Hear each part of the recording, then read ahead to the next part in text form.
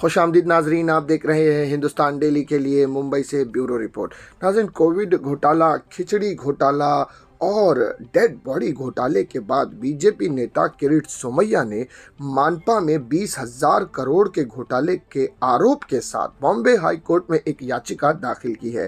दरअसल मार्च 2022 में उद्धव ठाकरे सरकार के दौरान मानपा ने डीबी रियलिटी ग्रुप के शाहिद बलवा और पुणे स्थित डेवलपर अतुल चौरडिया ग्रुप को मुंबई में सीवर नालियों से या सड़कों के पास रहने वाले हजारों परिवारों के पुनर्निवास की जिम्मेदारी सौंपी थी। बीजेपी के पूर्व सांसद और नेता किरीट सोमैया ने तत्कालीन राज्य सरकार ने इसमें घोटाला किया है। याचिका पर जल्द ही सुनवाई होने की संभावना है। बीजेपी नेता किरीट सोमैया के एडवोकेट की ओर से अमित मेहता ने यह याचिका बॉम्बे हाईकोर्ट में दायर की है। इसमें केंद्रीय और राज्य सरकार, मानपा, स्लम पुनर्वास प्राधिकरण जोपू जैसे 17 विभिन्न प्राधिकरणों को प्रतिवादित बयान किया गया है। मुलुंड में केलकर कॉलेज के पास पुनर्वास परियोजना में 7,439 फ्लैटों का निर्माण कार्य चल रहा है।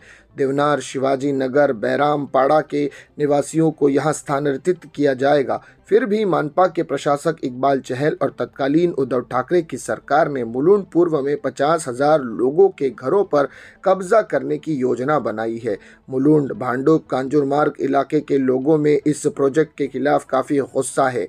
एक तरफ डेवलपर को फ्लैट खरीदने के लिए 5.4 मेट एरिया FSI करों से 11 प्रकार की छूट, अतिरिक्त भूमि से डी आरक्षण और डेवलपर को नकद भुगतान जैसी विभिन्न छूट दी गई थी। सोमैया ने याचिका में विशेष रूप से दावा किया है कि इस पुनर्वास परियोजना की योजना जुलाई 2020 में कोरोना लॉकडाउन के दौरान ठाकरे सरकार और मानपा द्वारा की गई थी। तो नाज़रीन, ये तक की अब तक की बड़ी खबर जो कि बॉम्बे हाई कोर्ट में किरीट सोमैया ने याचिका दायर की है, इसको लेकर। नाज़रीन, इसी तरह की खबरों के लिए हमारे चैनल को सब्सक्राइब करें।